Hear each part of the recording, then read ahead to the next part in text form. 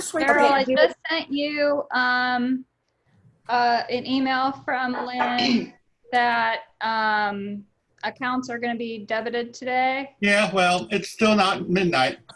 Well, yeah. Okay. So I assume that means that the money isn't coming out of our account, but that it's going into our account. That's right. We have only we have 348.48. That's all we got right now. Yeah, 348.28.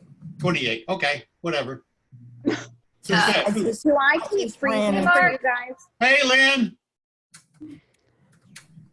You're right. Hey, 28. Do I keep freezing?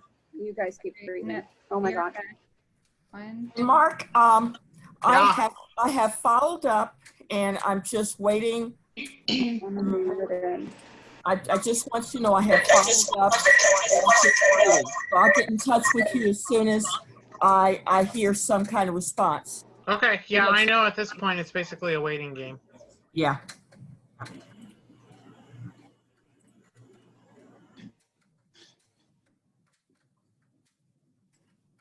And Susan, off the record, I mean, I can mention it.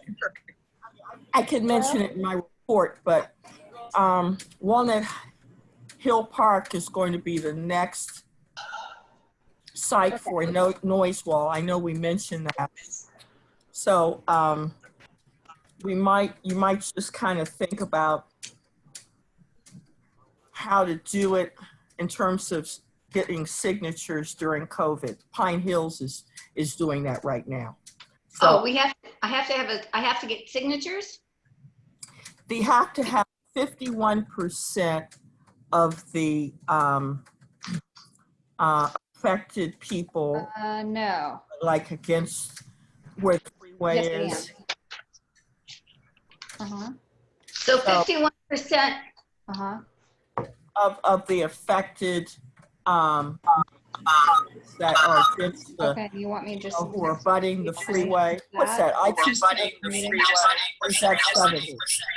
The ones that are near the freeway are all apartments. Okay. Are they? Okay. Yes. Well, yes, you can do it as a phone conference. To be and the residents in the apartments may have to sign off. I'm not sure, but just wanted you to kind of be aware. They haven't announced it yet, but it's going to happen. They're coming your way. So is there a special form that we have to use? I don't think there is. There is a survey that they have, or that ODOT provides. So you can get that and then you can do your own thing in terms of trying to get people or the apartments to sign off on it. And where do I get that? When do I get that? It's not they're not ready for you yet. I'm just giving you a heads up. Okay. And just yeah. But the house. Man, I have a little information on that if you like. The houses aren't directly in back of the freeway. They're directly back? No, they're not. It's all apartments that are all along that. Okay. Okay. Well, that's good to know. Well, it's going to be hard to get the 51% of those signatures. Well, we got to find a way. Well, Lynn, my internet keeps going in and out, but I'll give you the information. I did that myself, went around to various neighborhoods over here with Yorkshire in order to get the signatures for the barriers. And for apartment buildings, not the individual people who live in the apartments, you have to go to the apartment owners. You have to get permission from them. Only the owners? Yes, if you have condos in the area, you have to go to whomever owns the condos, whoever the management is of those properties. Those are the folks you have to get the signatures from. Well, it's just they're all apartments. You can get the forms, whether you had to find a owners and get the apartment owner's signature. And you can get, ODOT will give you the forms in which you're used in order to get those signatures. Thank you. That's good to know. And this is going to be done, so if it's just the apartment owners, it may be a little easier. Oh, yeah. So, thanks.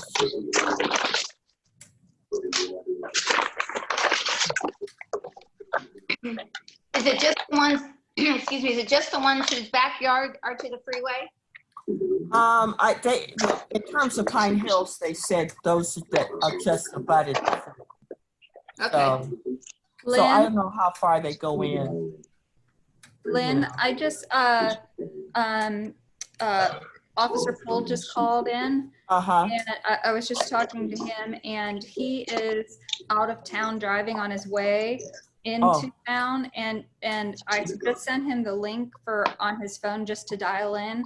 So okay, great. He's just gonna be dialing in and listening, and then if we need something for him, he said to go ahead and just let him know when he needs to jump into the conversation. That's good. I do think it'd be nice to get maybe an update or two from him since we haven't heard from him. So I'll give, I'll just be on for about a minute and then give him that opportunity.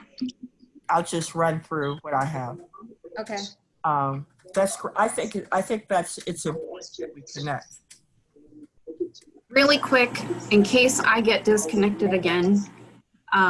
It's so good to see everybody. I miss you guys so much, and I can't wait until we can all give each other hugs. Yeah. I think that'll be a while. Yes. I know. After the vaccine. I know. Yeah. Whenever that's going to be. Right. So Jennifer, even when it showed on my end that I was kicked out, I was still there. Yep. Oh, I like I'm that. having internet problems also. Mm-hmm. You and Lynn have? Mm-hmm. Okay, well, what we're gonna do is go ahead and start the meeting. It's 6:45. And what I will do is ask if everyone can go ahead and mute yourselves for the time being.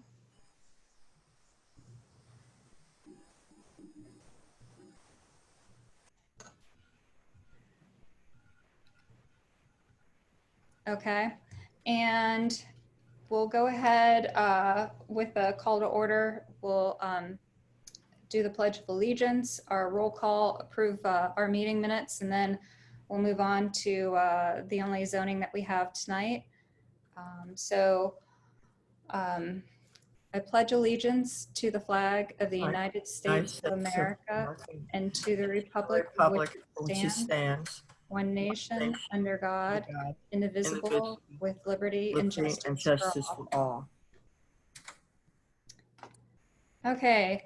Good evening, everybody. This is a digital meeting of the Far East Area Commission.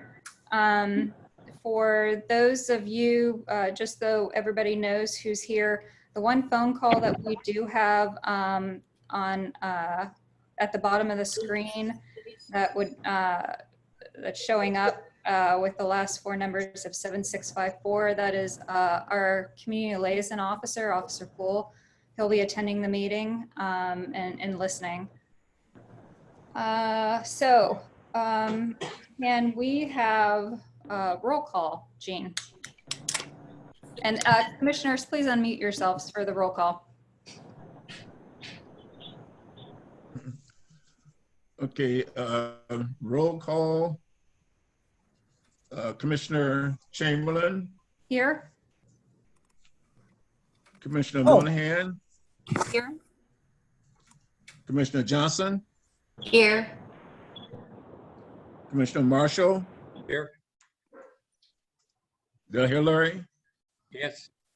Okay, thank you, Larry. And yours truly, Commissioner Tyree, present.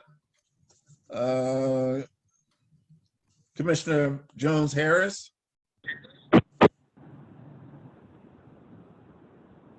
Frankie, are you there? I don't think she's here tonight. Okay, thank you. And Commissioner Holmes Here.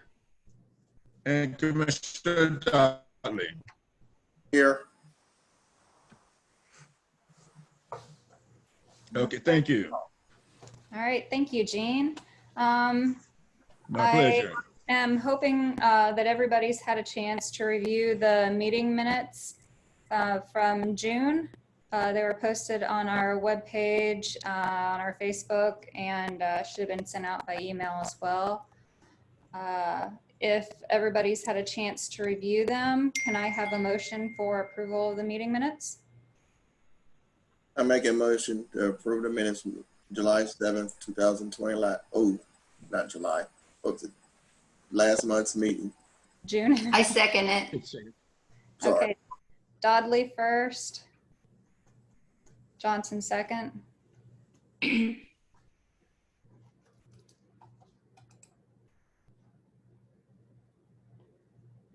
Okay, Commissioners, roll call vote. Those who approve the June 2nd minutes, yes will be approval, no will be disapproval. Commissioner Chamberlain, Yes. Commissioner Monahan, I think she just got kicked off. okay. Commissioner Johnson, Yes. Commissioner Marshall, Yes. and yours truly, Commissioner Tyree, yes. Commissioner, oh, she's not here. Commissioner Holmes Yes. and Commissioner Dudley. Yes. Motion approved.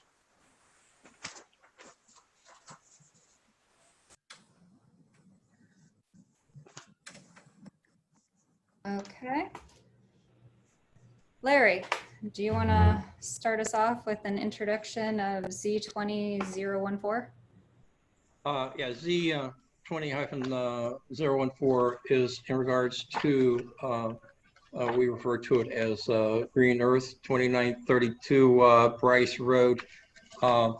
This is where they are requesting to expand their operations to include things outside of the original, which would be the mulch and processing of wood products. I'll turn this over. Jim, who did you want to speak on your behalf? Did you want Rebecca or do you want to do it? You have to unmute. I know, yeah, there you go. Yeah, Rebecca can start. If you guys have questions for me, I'll answer them.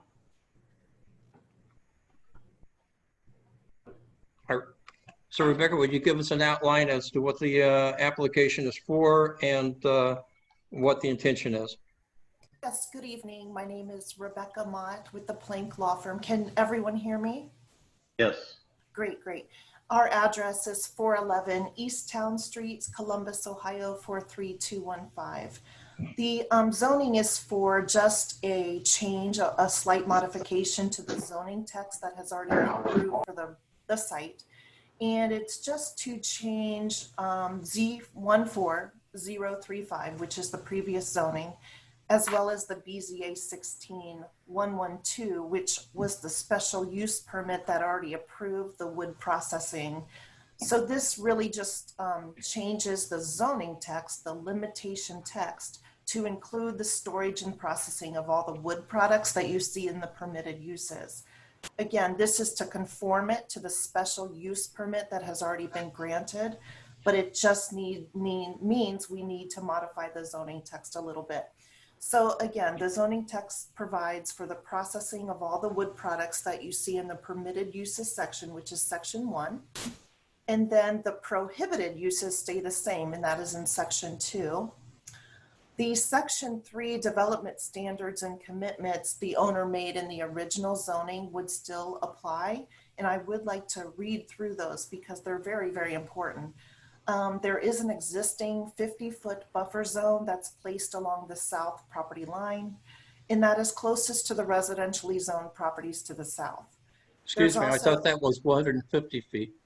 So there's a 50-foot no build zone, but I'll talk about the 150 feet in a minute. That's a separate item. There is a 6-foot board fence from the rail spur to the Village of Brice jurisdictional line that would be maintained in good repair, and that was in the initial zoning text as well.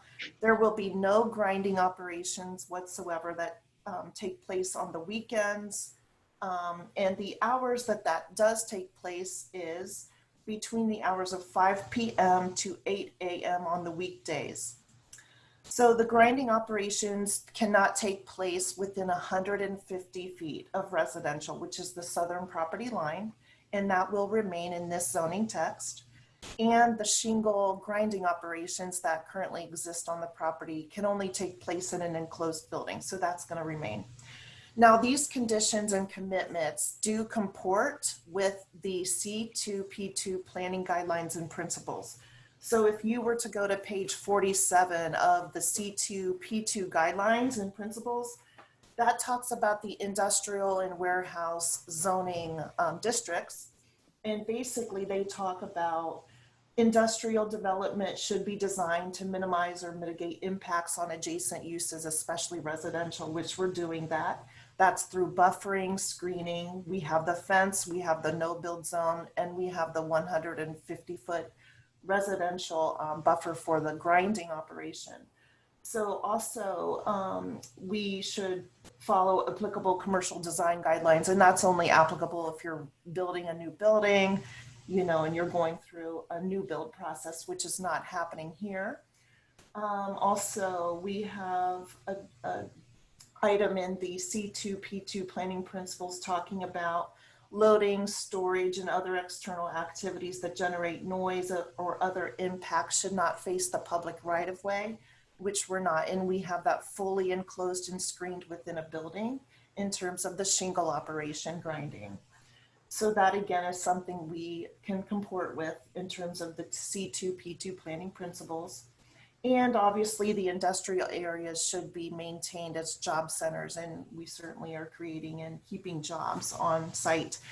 Staff, the rezoning staff does recommend approval. They have no issue. There's only minor revisions to the zoning text. They want us to remove the office and the retail component, and we're fine with that. So we will remove that from the zoning text. That was in the original, and we can remove it from this version here.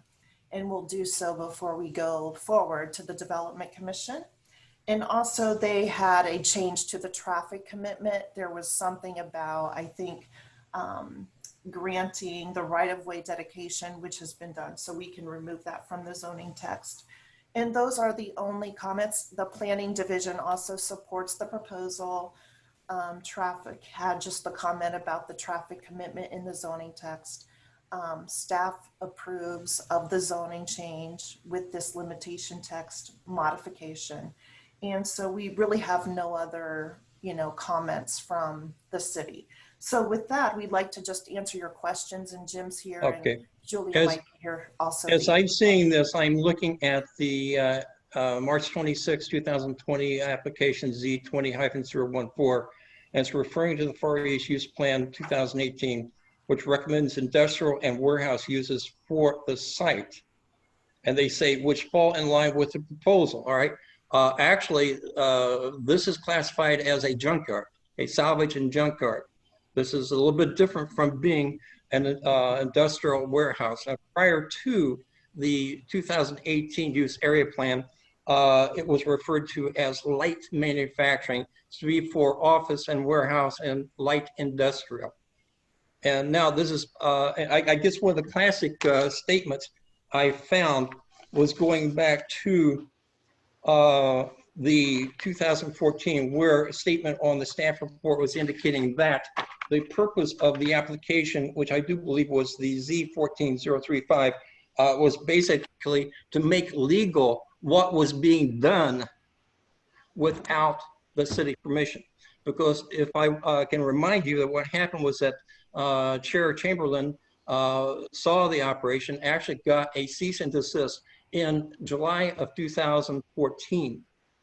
Now, I am seeing here that you're supposed to be doing grinding. Now, it's not referring to asphalt shingle grinding, but this has morphed over to your grinding operations are supposed to be done in an enclosed building. You do not have an enclosed building. You have a shed which open sites, and in fact, you have a conveyor belt which goes at the end of the building. Now, as I drove up and saw off of the bridge on Gender Road this afternoon, there was a big pile of some type of, I don't know if it was wood or shredded cardboard or what it was at the end of that building. Is there more than wood products being processed at this location? So I'd like to start and then I'll turn it over to Jim. So just to clarify, the existing zoning on this site, which was approved back in 2014 or 15, is limited manufacturing district, and we are not changing that zoning district whatsoever. It would remain limited manufacturing district. The only difference between a manufacturing district and a limited is there's a limitation text. And a limitation text actually adds more restrictions on the property in terms of uses and controls and development standards. So it's more protective for the neighbors. And it is more restrictive on the uses that a property owner can put to the property. And in fact, the special permit that was granted in that same time frame allows for the salvage yard and the limited industrial development. So those things are in compliance with the current zoning district, and we're not changing. But that original limitation text restricted the operation to roofing materials, Yes, shingles sir. and wood roofing materials and heating. Yeah, I'll no explain. Other wood products. I'd like to explain. So the zoning actually talked about shingles and asphalt and roofing materials, but the special use permit allowed wood products and roof and shingles. So more items were included, you're correct, in the special use permit that was granted, and those did not conform with all of the language of the zoning. It was just a mishap. Right, then I got a question. During that meeting with the special use permit, could I please finish and answer your question? During that meeting for the special use permit, Mr. Kadaglu stood up in front of the BZA board and stated specifically that there would be no grinding done in the city of Columbus. It was going to be done in Brice. And I have 3 witnesses to that statement. Okay, so I will turn it over to Jim regarding operations and what you're seeing physically on the site. However, they have been within the parameters of their existing land use approvals because the wood products were provided for in the special use permit. And this zoning is merely to modify the limitation text, not a rezoning to a new district. We're in the same district, but a rezoning. Then I will ask the next question, and the next question is this, and that is, why is there close to products that conform with the special use? Why is there close to 1,000 bales? We're talking about bales like cotton-sized bales of corrugated cardboard on these premises. So yes, there is shingle operations, which is on the site plan that you have in front of you. Exhibit D reflects that. There's also where the wood products would be stored. That this site plan, Exhibit D, reflects all of the storage and processing of all of those items. And yes, the shingle grinding operation is within an enclosed building. So just to answer those questions, Jim, did you have any more to add? My question was specifically before the leaves came out on the trees. I saw and I counted from the bridge close to 1,000 large bales of corrugated paper along the front of that shed, which would be to the north side of the shredder. What were those doing? Also, why are those cars, which are abandoned cars, still there? Because those were supposed to be moved back in 2016. Can I answer? Yes. All right, you're seeing about 200 bales of corrugated cardboard when the market crashed that are still sitting there. We're slowly getting them mixed into the new cardboard bales and out there. Those are on Brice property. There's only 200 bales. You can't count them from Gender Road.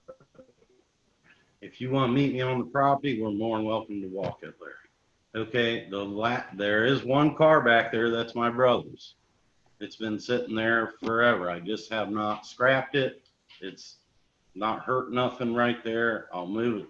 If it's a big deal, I'll move it, but no one's told me that we've gotten the zoning and the special use permit. And once that happens, I have to add the fire hydrant, move the car, a couple other little things to make everybody happy that conform, and then the inspector comes out and actually inspects the property. Today I saw bales of shredded metal, looks like aluminum, shiny, bright. We're talking about, again, bales the size of cotton bales. Those are on Brice's side. None of those are being run through the Columbus side. What are you using that grinding machine for that is in that shed? Wood and shingles. Wood and shingles. Yes. Then you're in violation because you can't grind shingles. You're not allowed to grind any of those shingles, not unless it's in an enclosed building. Correct. Then you're in violation of the 2016 court statement. No. So the special use permit that has been granted, as well as the existing zoning, allow for the shingles to be processed, stored, and for building paper and felt, which they do include asphalt and composition in parentheticals. And it includes the recycling and salvage of the roofing and wood products as permitted by BZA 16112. Rebecca, he just stated specifically he's grinding shingles with that grinding machine. Correct. Grinding shingles is the roofing materials that are permitted on the property. But is the building in an enclosed building? Is the building completely enclosed? It's not enclosed. It's an open-sided building with a conveyor going to the outside. So Jim, are 3 sides enclosed and 1 side has a conveyor? No. Yes. 2 sides are enclosed. The 3rd side, I'm still working on getting everything set up. It hasn't been finished on closing the 3rd side to make it a enclosed building. And it takes the processed material and shoots it outside the building. Yes. You can't store all that processed material in the building. It's supposed to be fully enclosed. That is fully enclosed. No. No. Not if you got the conveyor going outside of the building and dumping what's being ground outside the building. That's not enclosing the process. And process is where you put it into the machine and what comes out is still in an enclosed building. I couldn't build a building big enough. It'd have to be 3 acres. That is what was originally stated in 2016, and that is what the special use permit is stating specifically when it comes to the shingles. They have to be recycled in an enclosed, fully enclosed building. The verbiage within the zoning text does not say fully enclosed. It does say an enclosed structure. However, when you look at the site plan was committed to back in the former zoning approvals and in the current zoning approvals. And it reflects the structure of the building with the sides that are there. Now, we can definitely make a change or a tweak to the zoning text that just says 3-sided enclosed structure or something appropriate that meets Jim's needs. But this is not saying fully enclosed. It says enclosed structure. And I believe that a 3-sided or 2-sided structural building that has a conveyor belt that makes sense in terms of his operations to move the processing, to move the material once it's already processed and once it's broken down out of that building. And the point of the enclosed structure, hold on, this is very important. The point of the enclosed structure was that the grinding operation would not have the kind of noise decibel to carry over to the residential properties. And if that grinding operation is being properly screened so that that noise decibel is not noxious to or offensive to the residential properties, we are in compliance.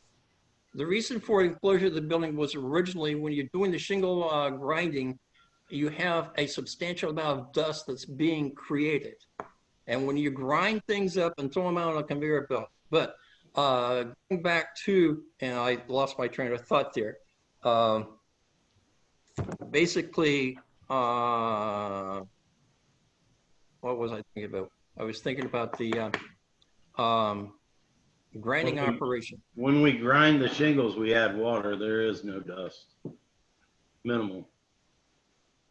Is there a water line going back there? Because I remember in the past you didn't have a water line going back to the machine. No, we pump out of the pond. You pump out of the pond. Yep.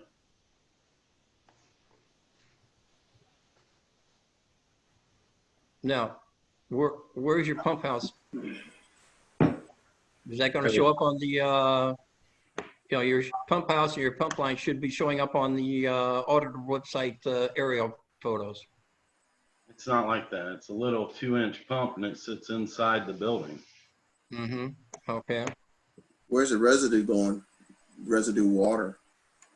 So we actually don't generate any, but I do have the concretes all sloped over to a sump pit, which will pump it back into the machine. Have you had, and this was a big question, a big problem back in 2014, have you had the EPA test the groundwater for contamination from the shingles? Because anytime you have shingles, any type of bituminous asphalt material, you're going to have leaching of the asphalt, the bituminous material, and it's going to go into the ground. It's EPA tested, and every house has asphalt shingles on it. We'd all be polluting the world. Every road is bituminous. It's the same material in the road. They grind shingles up and put them in the road. So your answer to that is no. You haven't had the groundwater tested. Yes, we have. You have. Where is that test? Larry, listen, you're just voting on a minor change that was already approved because they allowed us to approve the text that didn't match the special use permit. We're just going back in with some verbiage change to make it so when the inspector comes out, he knows clearly what we're doing and what we're allowed to do. We're not going to rubber stamp what the special use permit board did because we objected to that. I had 400 signatures against this operation at the time. So when it comes back to us, we're not going to rubber stamp what the special use board did.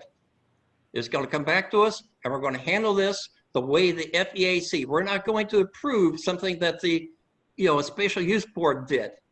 That's fine. We're not going to rubber stamp them. Okay. Can I ask why you don't want to fully enclose the grinding?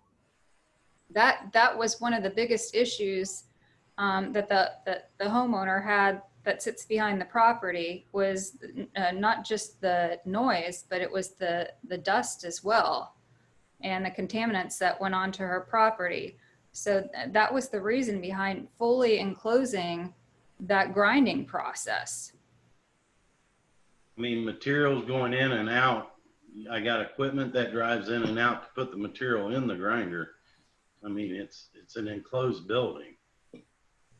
I would also like to add that it is over 207 feet from the south property line, which is a very large distance as the electric grinder building reflects on the Exhibit D. Excuse me, the site plan I saw indicated that that building is 150 feet from the residential properties. That's just a setback distance. But if you look at the site plan, the Exhibit D site plan talks about where the electric grinder sits. And it shows a dimension of 207 feet.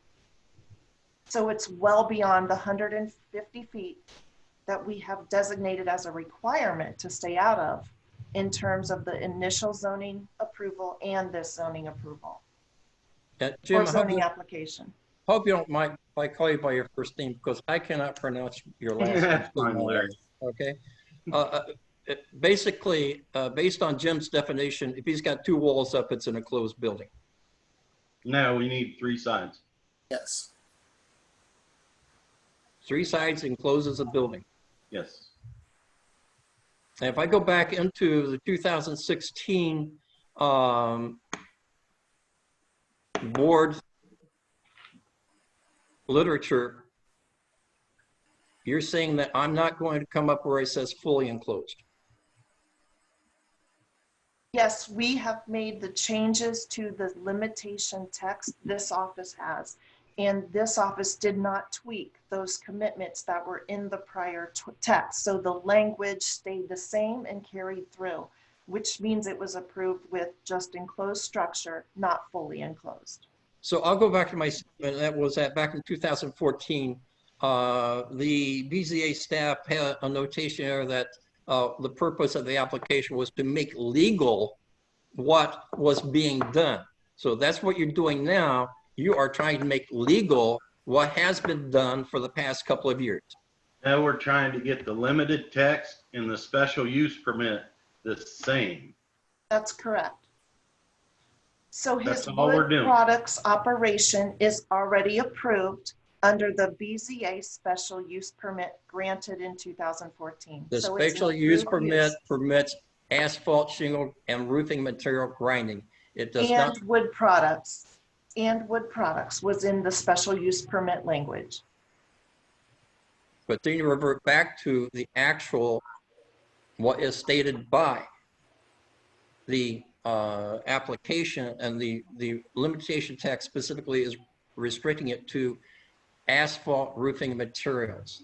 So Correct. if they say wood products, it reverts back to the definition as set up by that original limitation endorsement. So both of the zoning approvals are both legitimate land use approvals. So you don't just look at one and say that one trumps, and you don't look at one and say this one doesn't trump. They both work in conjunction with each other, and the special use permit allows wood products. So therefore his use is permissible right now. We are just making the zoning text, which is a limitation text, which restricts the uses on the property, adds restrictions, development controls, all sorts of things on the property. We are just conforming the text to match the special use permit language that already exists, which means we're trying to make things correct and right within the paper trail. That's it. But we have all of our uses legitimately approved that are appearing on the site. And I also have to contest the statement by the Department of Development and Planning Division about fall in line with the proposal. All right, basically what it amounts to is that the 2018 recommends industrial and warehouse uses for the site. Yes, but when you throw in that category, it throws it back into, you have to have a special use permit, because what you're doing is a salvage operation, which is a prohibited under that classification. So they can't say it falls within the plan. No, it's not carte blanche falling under the plan. It's saying We already have an approved special use permit for a salvage operation. So that is a permitted use. For shingle and roofing materials recycling. And wood products. If you look at the board order, it includes wood products. Has there been any complaints in the last 4 years? I think the last time that came up, Jim, was in the special use permit, and you said that all this problem is because only one old lady complained, which was a very derogatory time, I think, but I remember that specific comment. Not sure. I asked a question, Larry. The complaints that have been made over the last 4 years have been from the homeowner behind the property, and it was in regards to you operating outside of the hours that you said that you were going to operate. No one's followed up with me. I haven't heard of such. I mean, anybody's welcome to call me and come look at the site. You don't have to hide behind the guardrail up on the bridge. You're more than welcome to come over, Larry. Call me. I mean, I met with you down the road. You gave me a walking stick and said I was doing a great job. You were doing a good job. In fact, you left your walking stick laying against the fence. No, I have it right now. Oh, do you? You grab it? Yeah, use it. Jim, can I ask the question? What are the height? Are the height restrictions that you were limited to? Are you at that or under? I'm at that height, yes.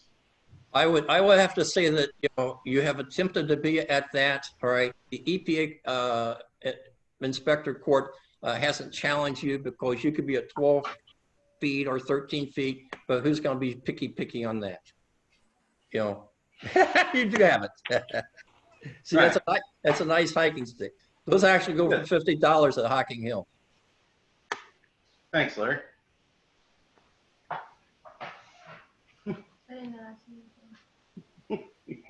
I have a problem with accepting this unless that building is completely fully enclosed. It's impossible to be completely, you couldn't store that much material in the building. Plus you're always moving it in and out. I mean, it's. Well, once it's ground, then you can locate it out of the building. It's Yeah. while it's being That takes a hole with a conveyor out of it. Basically, the material itself to be recycled would be okay in the stockpiles outside. But once you pull that to be processed, it would need to go inside of an enclosed building to go into your grinder. Yes. And then coming out. All right. Now, one of the things that hasn't been discussed is you're talking about selling mulch. Wood products. Wood product? Yes. I thought you were talking about mulch too. I thought I saw mulch in there someplace. What is the wood product? Can you define what your wood product is? It could be multiple. Is it one in particular? What are we speaking of? So any kind of raw wood.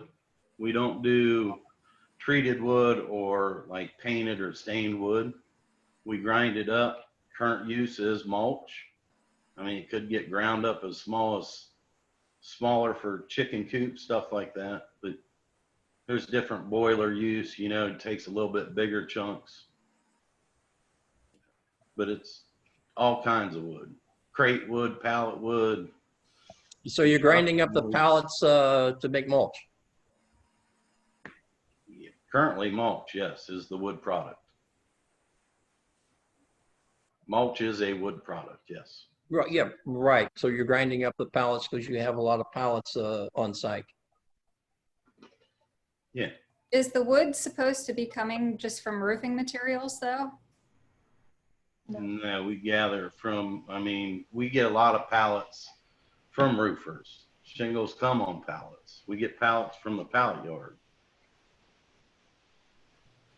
Yeah, I know you have some nice looking pallets in there and some expensive looking, I can tell from a distance, some expensive looking cases that they might have had like glass or something like that shipped in. You know, I mean, these things were better than some caskets that people get buried in. Yeah, they're special size. Some of those are coming out of net jets, got tires in it. It's empty obviously now, but they ship them with airplane parts in them. They don't reuse them. It costs too much to send them back to the manufacturer. They're just different sizes. Yeah, some of them are expensive. Yeah, they look like, you know, you could be talking about $500,000 just for the box. You know, $500,000 for the box. 500 to 1,000. Oh, to make a box like yeah. that. Those are, geez. All right. All right. So, Are there any? Do any of the commissioners have any questions? I would just like, since not being on the commissioner for very long, I would just like to have very succinctly what the change is that you want approved. I've read all of this and I've heard Larry, but I'm not sure exactly what it is we're talking about. the city council approved in 2016 the asphalt shingle recycling and roofing material recycling. All right. And to go along with that would have been, you know, your wood sheeting, things of that nature. All right. So what they're doing now is this, because of going through the special use permit and having that terminology expanded to include wood products without defining what wood products are. All right. And so that's what they're doing. They want to add the definition of recycling of wood products. Is that the only thing? Nothing about the height of things or sewage systems out there, or? The height of things basically to comply with, so they wouldn't have to go with the special use for 30-foot piles. They agreed to 10 foot. So that fits within the code for the 10 feet warehousing or storage of materials. That's right, Ms. Johnson. The only change we made was to section 1 of the limitation text where it says permitted uses. That's the section that just expands all of the kinds of wood products that you would see in the zoning code. So we added those zoning code, the language straight from the zoning code into this section 1 to permit all of these various types of wood products. And we made no other changes to like section 2. Those are the same. The prohibited uses are the same. We made no changes to the development standards, which is section 3. And the last section, miscellaneous. We made no changes to that section as well. Okay, thank you. You're welcome. I think what it's coming back to is not a question necessarily of wood products, because, you know, maybe defining the wood products, because the pallets that you're using to grinding, they are clean. They are not the treated wood, as you stated. Okay. So a definition as to what wood you're using for recycling. You're making mulch out of wood pallets. Understand what I'm saying there? Yeah, but that could change down the road. I mean, if we get a boiler coming in or something, then we'll be making boiler food. You know what I mean? The mulch business is competitive. It's hard. I mean, if I can get a deal with Croton and send chicken bedding up, then I would get that deal and I would end up grinding it for their specs. All right, now you're talking about grinding wood pallets up for their specifications? Yeah, whatever the specs would be to make a wood product. To make a wood product. So it wouldn't make a difference if it's mulch or if you're making a wood product, you're taking the pallets and you're recycling the pallets into a wood product.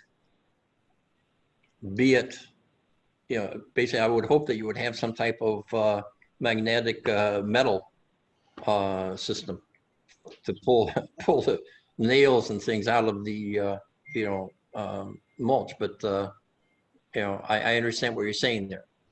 Okay. I think Summer has a question. Go ahead, Summer.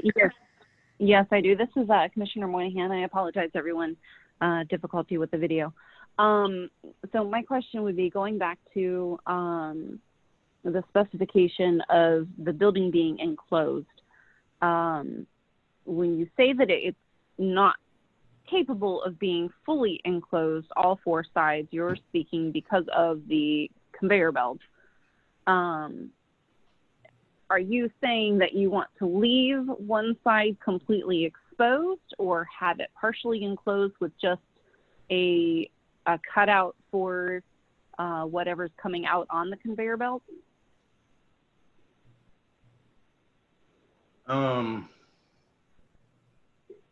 You need that cutout plus where the material's coming in and out of there.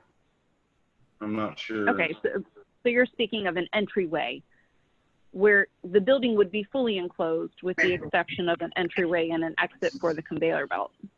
They're having Music Appreciation Day at Mount Olivet. There's a few entries there, yes. I mean, it's fully enclosed to me is when you got a door you shut and you go in and it's fully enclosed. It can't be fully enclosed. I wouldn't agree to ever saying I'm going to put in a fully enclosed building, and it just wouldn't work. Okay, but you're not saying that like you're going to leave one side completely off of the building that there will be 4 sides. However, one side is going to, at least one side is going to have multiple entry and exit points, like doorways for individuals to get stuff in and out. Yeah, well, they're big. Almost like a airplane hangar. Yeah, but that's on each side, and then the end has the conveyor. Because when we do shingles, they come in one side of that building. When we do wood, it comes in the other side. That way we don't get contamination. Okay, Jim, Okay. if I may interject something here at this point. Okay, when you started this operation up, you had an official live asphalt shingle grinder. Now, that virtually created a fine powder out of the shingles. Okay, so as time evolved, that went away, and you brought in a Dremel, like you see on like Gold Rush, where they would run through and basically, you know, sort out the material. Okay, and you were using that to break the shingles up. That's incorrect. Right. What were you using the Dremel for? That's a screen. So that just sizes the material so we can get it to their specs. All right. So, and you were doing that with the shingles? You do it with shingles and wood, yes. Okay. So what happens there is that the Dremel is different from the asphalt shingle grinder, for the simple reason is that when you put your shingles in there, you're not creating that fine soot type dust that you would with a actual shingle grinder. Understand what I'm saying? Because you're getting chunks, you're sizing it. You grind it first and then you screen it. All right. But all material that goes through the screener comes from the grinder. Okay, so how fine do you grind it? It comes down to, I mean, it's. See, I'm trying to say something on your behalf. Because the next step is now you've got a machine in there, which is some type of a grinder. All right. So you've gone away from the Dremel, now you're into a grinder. And I think, if I may interject, I think what Larry's trying to get at is one of the primary concerns that we had initially was the dust that was being created by the machine, by the grinder, that was making its way to neighboring properties. And so I think what he's trying to get at is, does the new process with the Dremel help to reduce that? Actually, he doesn't have the Dremel though. He's got the grain. It's called a trommel, T-R-O-M-M-E-L. Okay. Sorry about that. So no, it's the same. We subbed out our first grinding and literally we did dust the village, and I apologize for that. And we remedied that. We have our own grinder now. We use more water. We wouldn't let that happen. We're in control of it. It's not subbed out to where they're like, no, we're on a time frame. We're grinding whether the wind's 20 mile an hour or 2 mile an hour. So it's in our control. It's always been ground and it's always been screened from day one. Okay. Where are we on a noise level? Is that still an issue with the community around it? I'm sorry, yes, it is. Especially during hours when he's not supposed to be in operation. So are we in operation when the hours are not, when you're not allowed to be on? Is that happening? No. I mean, if someone's going to complain, shouldn't I know about it? That way we can make sure it's me and not the people behind me. You have limited hours though, do you not, for grinding? Yes. Are you in compliance with those, or are you going over them? No, we shut it down. I probably have only ground 20 hours this year. Okay, but it's not just the grinding, it's your operational hours. Oh, no, I can't. I don't shut it. Hours? Yeah, in the summer we go longer hours than in the winter. I mean, it's the limited hours is on grinding, not operation. I can't shut my doors at 5 o'clock. Jim is correct. So the miscellaneous section of the zoning text gives you the grinding operation limitation during certain hours. And he can do so during the hours of 5 p.m. to 8 a.m. on the weekdays and never on the weekends. You're saying that backwards, Rebecca. It's 5 a.m. Well, that's what it says in the text, Jim, so we better get that changed. Yeah. So you'll need to let me know what the change is. You got right. It's from 8 a.m. in the morning during the day when everybody's at work. So 8 a.m. to 5 p.m.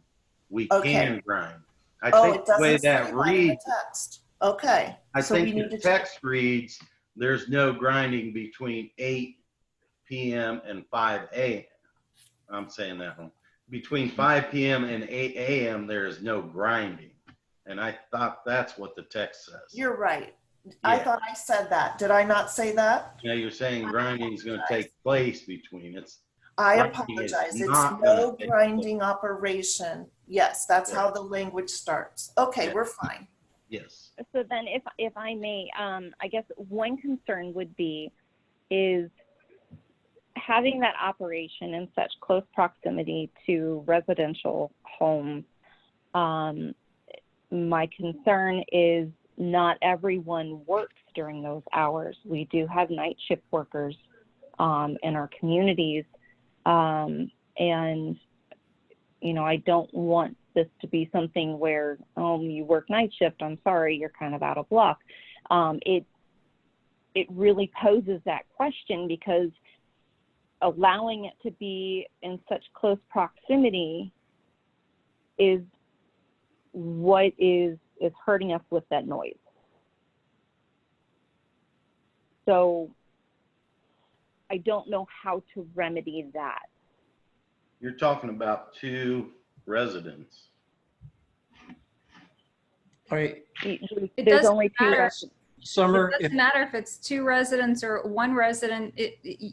What initially happened was that you operated your business on land that it wasn't zoned for.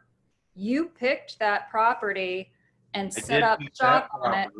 I went to Columbus. They said, don't worry about it, it's in Brice.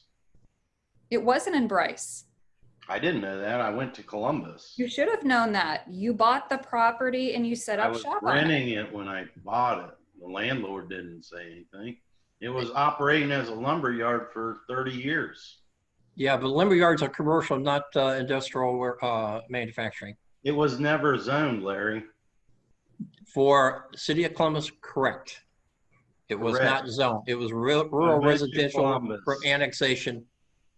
I went to Columbus. So, irregardless of how we got to the current situation, we are in the current situation.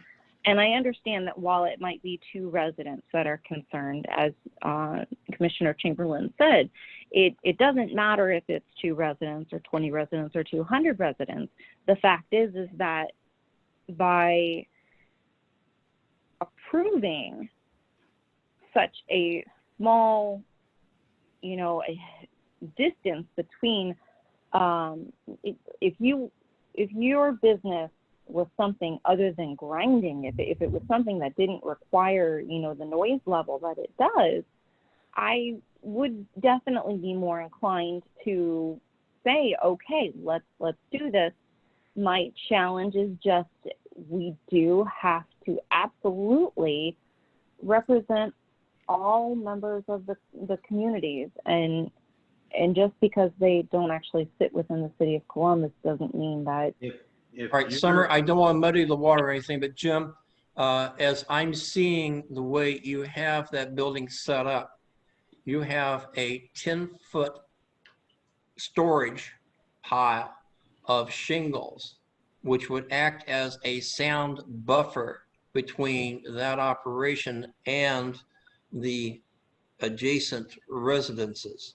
So any type of sound, you might say, would not necessarily be coming from the grinding machine itself, but possibly the equipment used, the front end loader, etc. Okay. Are you saying though that that pile of shingles and everything will continue to serve as a buffer, a noise buffer? And if that's the case, then how do we guarantee that going forward? So you are guaranteed that because this Exhibit D site plan appears within the zoning application. It's part of the application and the record. We will commit to that site plan as will be stated in the zoning text, which was one of the zoning staff's comments, that we add just a statement that we're committing to this site plan, and we will do so. And we will have a date specific on it, and it'll refer to it. So that'll be in the zoning application and approvals. Regarding the noise levels, we are aware of no complaints by neighbors regarding noise levels. And as Jim has spoken about, he is keeping the grinding operations that are limited to certain hours within those hours. So he is in compliance. Again, there's no noise complaints. And whatever had occurred in the past, he did not intend for it to occur prior to any approvals in 2014. And in fact, Jim and Julia have gone through the process themselves at that time to get everything remedied and corrected to make sure they had all of the land use approvals they needed for their operation when they found out about it. And they've just acted accordingly, and they're trying their very hardest to be neighborly and good neighbors to all. And these are just, this zoning process is just another way that they're showing their goodwill efforts, their good faith efforts, to get the limitation text to match the special permit use that was already granted on the property for the wood products. So if you will, they're just really doing everything they can to make sure they're in compliance, taking all steps, legal, land use, and everything to make sure that everything's approved and ready to go. They're doing nothing right now that is not within their current approvals. Like we've talked about, the wood products are part of their current special use permit. So we do believe you could fairly recommend approval for this rezoning. And again, it is just a slight modification of the limitation text. There's no like district change here. This is a limitation text that's being changed. We are in a limited manufacturing district, and it'll stay in a limited manufacturing district. The text actually benefits the neighbors, it benefits other properties, and it restricts and adds conditions and standards to the uses and operations on Jim's property. And it binds that property forever unless remodified through a zoning process. So any kind of change would go through your body. And we have heard no neighborhood opposition tonight on this meeting. We are just respectfully requesting your recommendation of approval. I would like to say, Jim, that, you know, obviously when all of this was brought to light, it was a little bit of a rough situation. And you have, over time, done quite a bit more to rectify, you know, once you realized that, you know, the grinding was causing the debris and everything. And that is greatly appreciated. I do want to make sure we recognize that. Thank you. I do have a question, Rebecca. So what you're adding right now is the ability for you to grind the wood. Is that correct? So no, it's not that specific. So basically, if we go to the language of BZA 16112, which was the special permit that was granted for this special use permit that was granted for this property, it talked about these things: recycling and salvage of the shingles and roofing materials and wood product materials. And all of those things were permitted. So processing and recycling included grinding operations. And even in the miscellaneous section of the limitation text, you will see we have made no changes to that section. And all of that section was all about the grinding operations. It was to add limitations and controls regarding grinding operations. And that was done way back in 2014 on the rezoning back then with the limitation text for limited manufacturing districts. So no, this change today has nothing to do with grinding operations. It is to add in the zoning file, the wood product language that's already been approved by the special permit. Special permits are granted by the BZA, but a rezoning process goes through the Development Commission and City Council. So there are two different boards with jurisdictions over land use matters, and he needed both. So Okay. that's why these various boards did not have the same exact language they used, and it's caused confusion over time. So we're just getting the zoning file fixed to match the special use permit.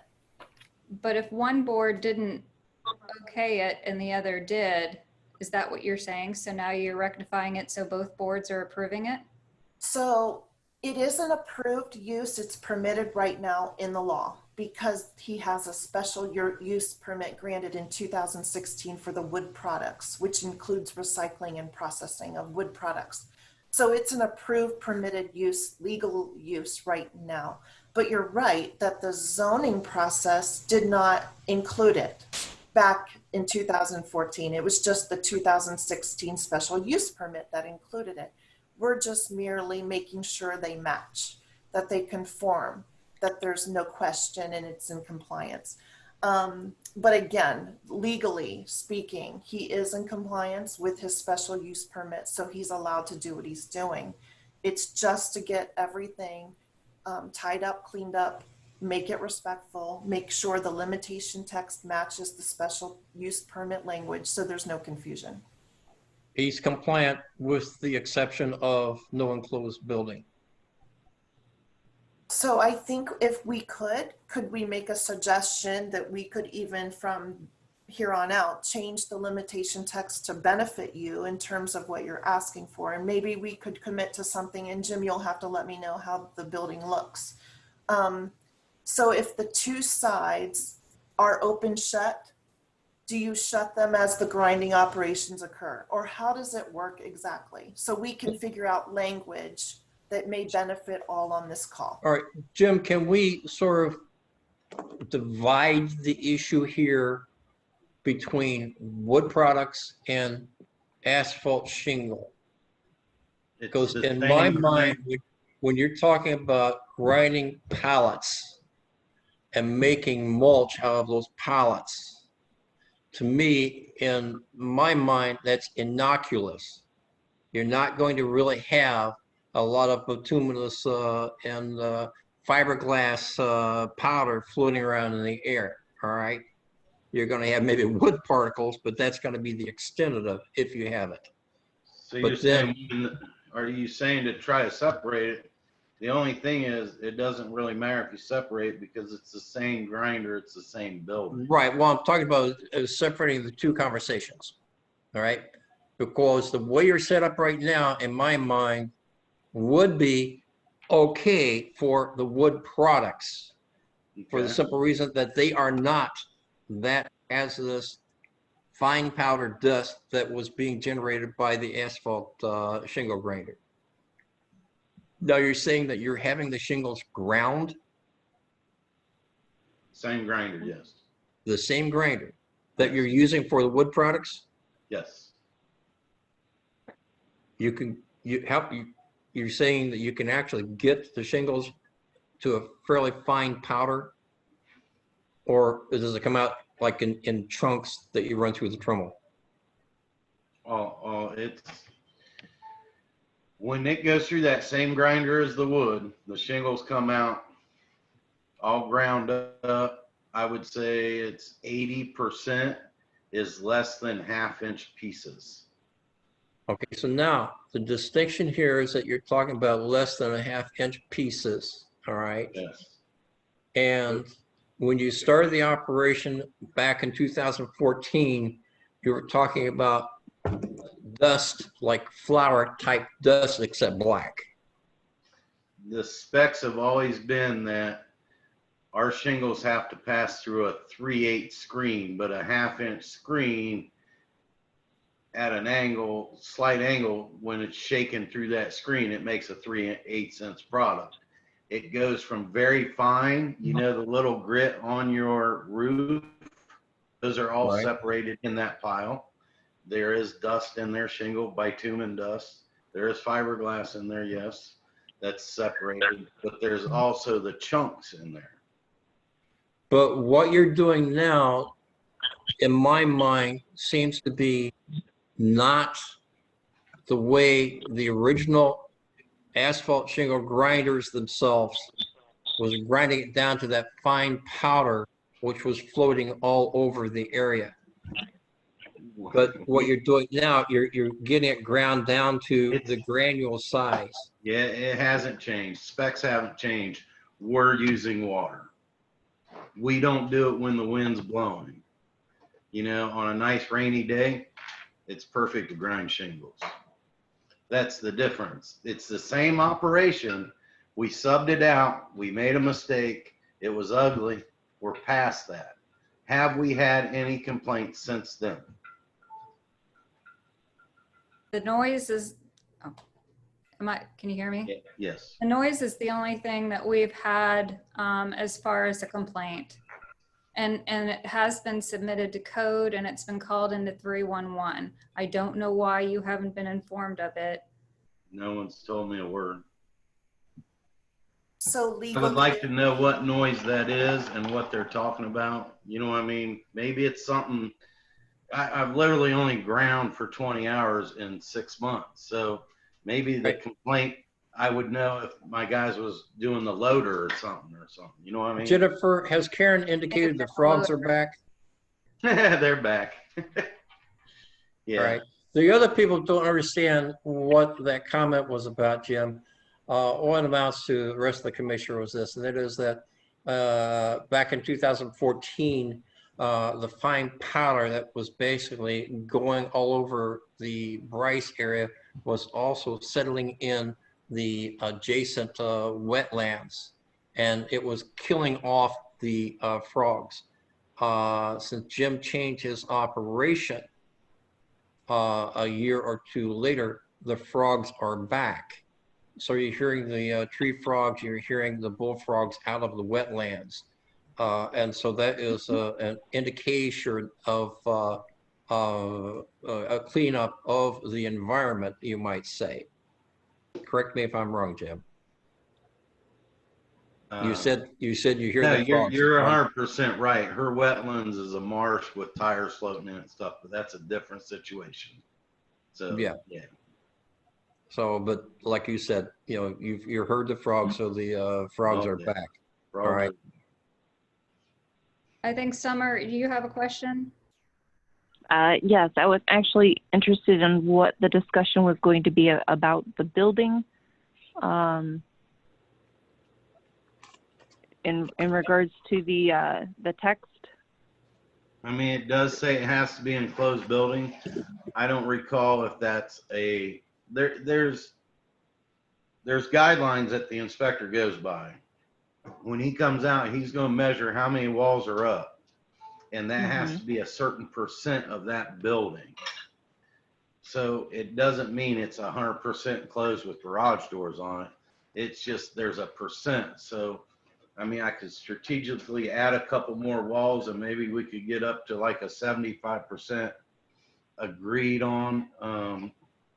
I would definitely probably have to put a pencil to it and a tape measure to, I mean, 75% might be a little much, but that's almost the way we're going to have to make this an agreement, because that way you have a percentage. You can't say enclosed. That's, I mean, you can't be totally enclosed. It's an enclosed structure. There's already language in the building guidelines that states what an enclosed structure is. So there's already things in place that inspector, when he comes out, he brings my plan, he brings the limited text, he brings the special use, he puts it all out there, and then he inspects and makes sure my hydrant's in per the plan. My fire lanes are in. My building has enough percent of walls to call it enclosed. I mean, that's all his job. And that's the step I was in last time. And he came out and said, wait a second, this doesn't match this, and I'm not real good. I don't want to inspect something where not everything is perfect, because then I'm on the line. He said, so he went back. Prosecuting attorney called me in and said, hey, sorry we messed up, but we're going to have to change something, hire an attorney. We made a mistake. And that's where we're at. We're just trying to clean up some of the language so that inspector can get on my site with 3 things that all mean the same thing exactly, and he can say, yes, you can, or no, you can't. And that's already in, you know what I'm saying? That's already in the codes, is what is an enclosed building. Okay. And then, oh, sorry. No, go ahead, Summer. In regards to, so it's going to be trucks in one end, the conveyor belt through the other end. Are either of those ends facing the residential area? Sidewall, the side, so it's rectangle. The 2 long walls are north and south. The 2 long walls are the walls that we use to bring the shingle and the wood in. I could close half of that wall off, yes. So, yeah, part of that could get closed off, but I have to have a pretty big opening to bring that machine in now. I mean, it's 10.5 feet wide. So that's where I was just trying to think if it was something where if you had the enclosed portion facing at least to the south as an additional buffer between you know, the machinery and everything, the residential. It would be hard. I need both sides of that grinder. Okay. I could enclose 50% of that side though. That would help. Yeah. Jim, and I might have to. When the inspector comes out, he's going to look at the situation and be like, no, you're going to need to add a wall here. We need to get up to this, whatever it is. I think it's like 75% of that building has to be enclosed. All right, Jim, earlier you actually extended an invitation to visit the site, which could help, say, Summer to visualize. Sure. All right, the operation. And can I be involved in that as well? Would I be able to? Sure. Site? Who's going to bring the hot dogs? We'll have a wiener roast. We got Bowser's hot dog stand up front. Jim's got plenty of wood to have a bonfire. Oh, don't talk like that, Larry, please. In the meantime, is it possible that I could reach out to Karen Cranston and specifically what the noise complaint was, so that way we can address that and I personally won't do anything for Karen. Well, I will not. As a commission, we're part of who we represent is Karen. So you can represent her. I'm not doing nothing for her. Well, I think what Jennifer's trying to say is that if we had a moment to reach out to her and identify, what was it, the noise complaint? Was that correct? I just don't trust her. She lies. She looks at you and says one thing and tells someone something else. I'm not that. Well, with 311, there is a record. Anybody is more than welcome to come over during your meeting. You can contact whoever you want. I'm just not going out of my way for someone that's like that. It would just give us the opportunity to identify where the noise complaints were, the location of the noise complaints. Yeah. Just to identify that, you know, it is in fact targeted at your business, or was it, you know, potentially, or narrow down a time frame, a possible source, that type of thing? Correct. Yes. Jim, I got a question here. This is in reference to the same building. Now, I understand the fact that your building has 3 walls and a roof, right? Not currently. 2 walls. 2 walls and a roof. Yes. Okay. All right. 2 short walls, the 2 end walls. On these walls, which are Think about it, my building's 40 by 80. Right. I'm looking at it. The 2 40-foot walls are enclosed. The one to the east has an 8-foot by 4-foot hole in it for the conveyor belt. Right. Once we get approval and everything, I get with the inspector, I'm gonna put a few more walls on that building, yes. But until I get to that point, then I don't really want to just start throwing stuff up. And is that opening towards these people on the other side of the tracks? No. Okay. Well, yeah, one's to the north and one's to the south. Yes. Well, all right. You're talking about the open sides? Yes. Yes. One's the north side, one's the south side. You have the 10-foot piles of material of shingles. And it's going to be 4 to 5 years before the market changes, before you could even think about. Well, irregardless of the shingles, you are stating that the open sides, one of the open sides faces the residential community, correct? Yes. Not seen by the residential community. No direct line of sight. No, just open. Yes.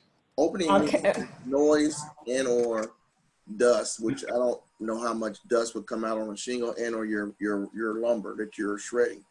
But I'm quite sure there is a minimum amount of dust going out now. Is it going to go across that track and if we don't use water, yeah.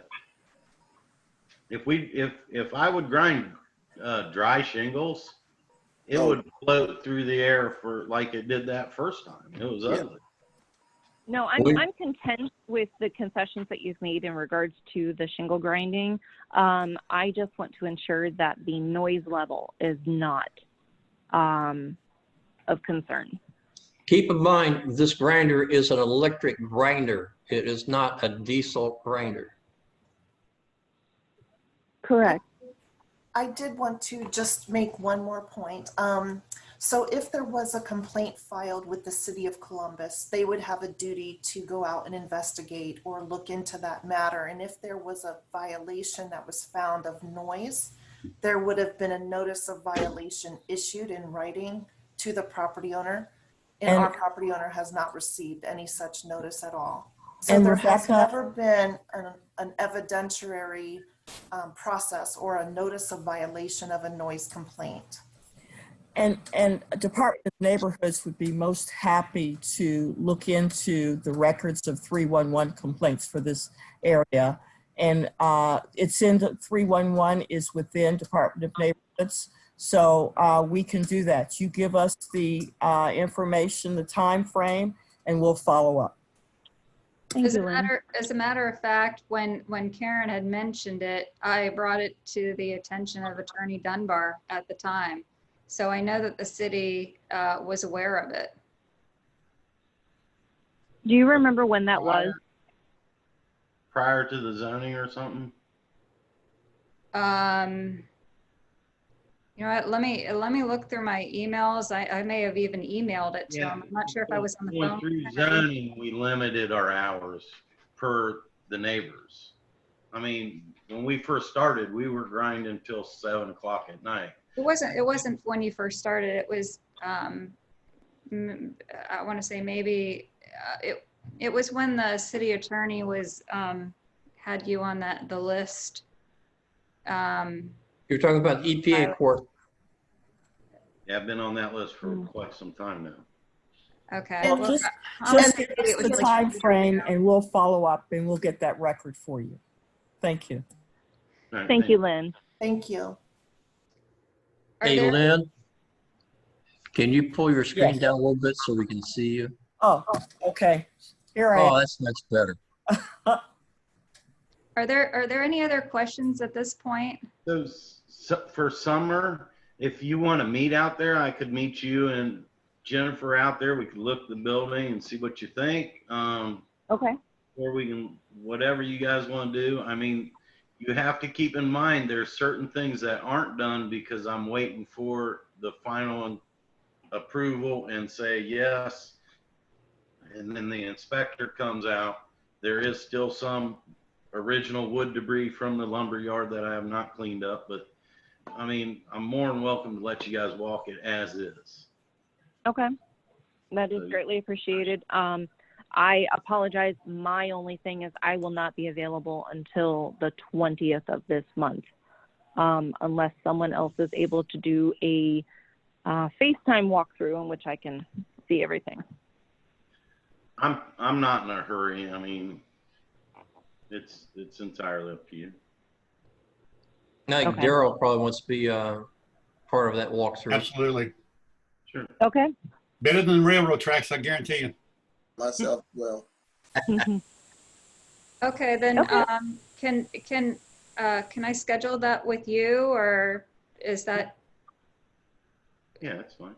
okay? Can you do it on a Friday afternoon, Whatever's best, honestly. Jennifer? Yeah, sure. That's fine with me. Yeah, because that's my afternoon off. Okay. Then is it possible, is it okay with you if we table a recommendation at this point until after that walkthrough, and then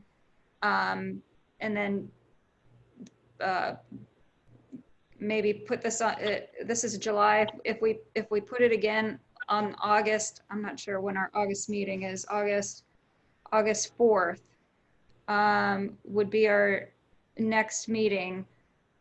If we tabled it to then to give us a chance to get out to take a look at the site, would that be acceptable to you? I'm going to let Rebecca answer that because I know she's in contacts with the city and Okay. they're trying to get this thing done. So I think it would be beneficial for this board to go to the site. You definitely have questions and you want to see the physical location of the various items in the operation. So I think that's helpful and beneficial. The problem is August 4th, I do have 3 hearings, 2 at 1:30 and 1 in the evening that date. Is there any way we could schedule a special meeting after the visit, which could then take care of maybe that recommendation? Sure, I think that we can do that. Our usually Tuesdays are okay with most of the commissioners. Do you know offhand, Rebecca, any of the Tuesdays? And, let me pull up my phone. What about the 28th? The 28th? Because if Larry needs to meet on a Friday afternoon, that would leave the 24th. I can take half-day vacation. I'm willing to do Saturdays too, if that works for other people. So. Well, first, let's see, Rebecca, would the 28th, would that fit with your schedule? Yes, the July 28th would be great for another meeting like this, say that started at 6:45. Is that what you're thinking? Yes. Yeah. That would work. Can commissioners, can you all unmute yourselves, and can I get confirmation just maybe by show of hands if you are doable on July 28th? Don't we need a motion? Don't we need a motion to table and to? Well, yeah, we'll get to a motion to table, but I just want to make sure that the 28th is okay for a special meeting. The 28th is when we'll have our meeting, so if you need anything from us, just let me know. Okay. Because we'll be having that evening. Okay. Jennifer, how about a voice vote? Okay, can I have Jean, can you give us a roll call for a voice vote if the 28th? Yes, roll call for voice vote. Okay, you don't have a motion. No motion. We don't have a motion yet. No motion. This is just to see if we can all if everybody's do a special available. meeting on the 28th. Okay, all right. This will be just a voice vote for a meeting on special meeting on July the 28th. Yes. Okay, a yes vote will be approval for that meeting on the 28th. Commissioner Chamberlain? Yes. Commissioner Monahan? Yes. Commissioner Johnson? Yes. Commissioner Marshall? Yes. Right. And Right. yours truly, Commissioner Tyree, yes. Commissioner Holmes? Yes. And Commissioner Dudley? Yes. Okay, approved. Special meeting on July the 28th at 6:45. Okay. We have a Thank you for time accommodating or us. someone gonna call me? Okay, thank you, Jim. We'll get a hold of you and see when we can meet on the site with you. Thank you, and thank you, Rebecca, also. Before we lose Jim, do we need to do a motion and vote on tabling it? Yes, that's what we'll do next. Okay. Can I have a motion to table Z20-014 until the July 28th special meeting? Yes. I'll make a motion that we table Z20-014 until the special meeting on July the 28th. Second it. Okay, Tyree first. Marshall second. Okay. We had a motion that was second to table the zoning Z20-014 until after the walkthrough and the special meeting on July the 28th. To approve, yes. Those who disapprove, no. Commissioner Chamberlain? Yes. Commissioner Monahan? I have to abstain as I lost video signal.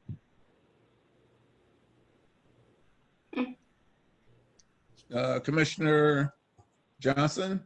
Yes. Yours truly, Commissioner Tyree, yes. Commissioner Marshall? Yes.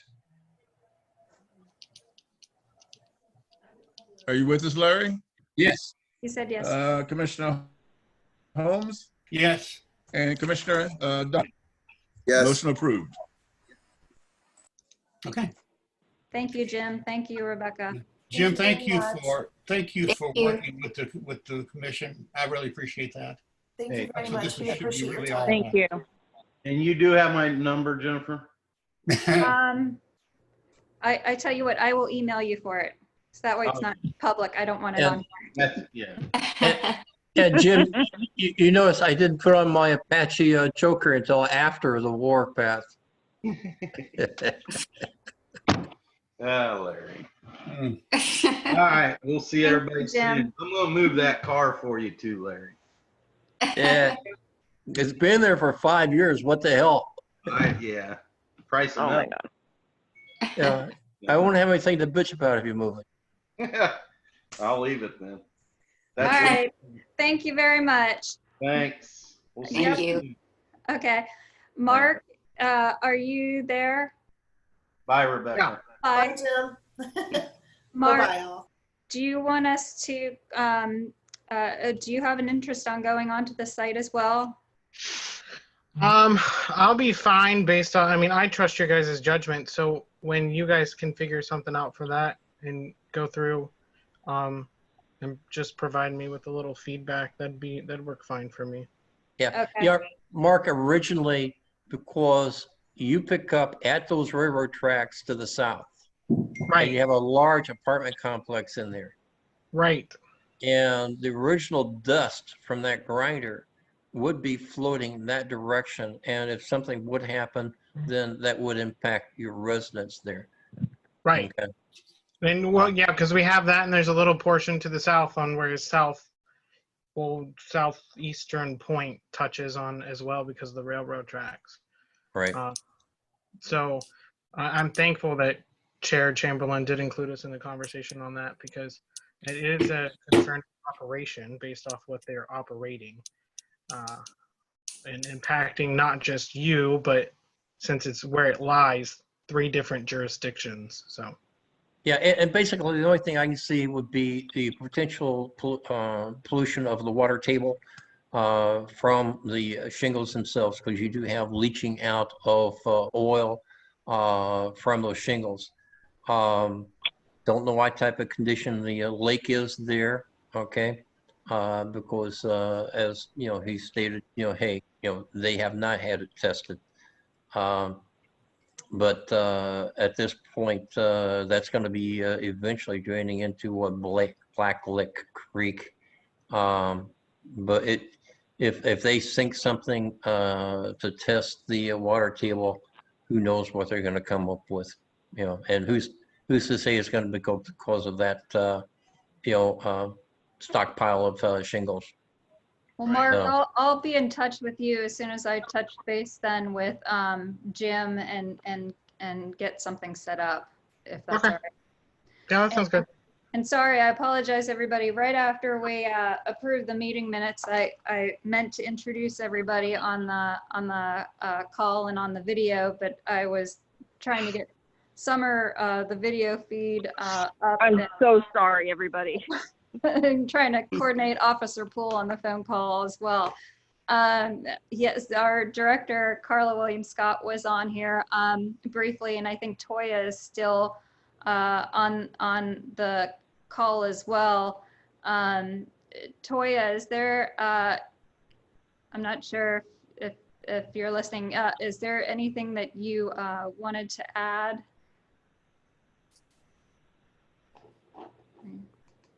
she's muted. Yes, I'm muted. I'm trying to, my signal may not be great. Actually, I don't. I know Lynn has a few announcements from our department, but I don't really. You faded out. There you go.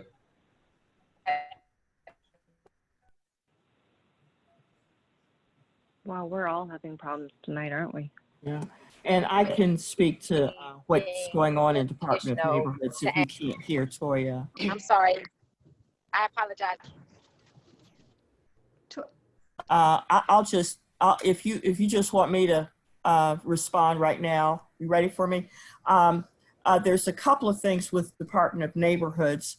One being that in August, Department of Neighborhoods wants to have a town hall event and to include us in that. So we will let you know as that develops. Secondly, and that would be, I believe, through Facebook. Also, July 22nd, there's going to be a Department of Neighborhoods training, conflict management, resolution, and in integrity.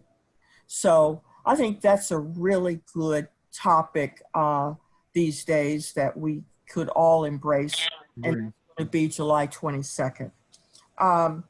Also, we spoke briefly of it, but we had a Zoom with Pine Hills leadership, and I facilitated a meeting with ODOT and Pine Hills to get their final signatures for their noise wall in the days of COVID. And so we are working on that they're working on that as we speak. There is also a small business response and recovery fund, COVID recovery fund, that's $5.5 million. It's for grants and loans. And if there are any small businesses in the Far East, this is an opportunity for you to connect. Commissioner Tyree has that information, and so does, and he could put that in the minutes. And the deadline is July 17th. At our Community Pride Team meeting that we have once a month, there was discussion on a House Bill 253, which is the fireworks bill that's in the state legislature now. I understand that a few organizations are going to send letters out speaking what their viewpoint is of this. And if you need additional information, I can connect you with the community people who have that information. Also, this doesn't pertain to to Far East area commission, but there is a suspension of the elections for commissions that are from January 1st through December 31st. That's because of COVID, and there's a concern about having commissioners having to hold elections on an in-person basis. So knowing that your elections occur the following year, I just thought I would add that information nevertheless. Let me just check and see if there's one more thing I may have. Oh, last but not least, masks. On Thursday, July 2nd, the City of Columbus announced a new mask mandate requiring individuals in Columbus to wear masks indoor places, including daycares, restaurants, bars, and nail salons. The mandate is in response, of course, as we all know, to an increase of new COVID cases. I also sent all of those particulars. There's a fact sheet that Commissioner Tyree has that he can send out in the minutes, and or I can provide you that information. And Lynn, that's now DeWine has said everybody in Franklin County. Well, that applies to Franklin County. Okay, well, I know Columbus made their decision on July 2nd. So that is, and I know there are a lot of other communities that have joined in. So right, Susan, because we go in and out of Franklin County. Thank you for that. We talked about the memorandum of agreement, and also just in terms of 311, 311 is back online. It's always been online, but meaning that 311 employees are now taking your information as you call 311. Usually, if you call 311, you gave them a message, but just hold on and you call 614-645-3111, and you will get, rather than a answering service, you will get a live voice. Also, I want you to make sure that when you call 311, be as specific as possible with your information, addresses, etc., and always, always ask for a service number. Yeah. Like, you can send me that service number and I can follow up on your behalf. Okay. Lynn, as of today at 10 till 5, they still have the recording on. Okay, well, it's Toya just sent me the information. The hours for 311 are 8 to 5, Monday through Friday. So let's, and you say 10 till 5 they had it? 10 till 5 they were not answering. Okay, well, Toya, you've heard that. So thank you for that information, Commissioner Holmes. Any questions for me? Yeah. What about the RNN? The RNC. RNC. Toya, would you like to speak? Toya, would you like to speak to that?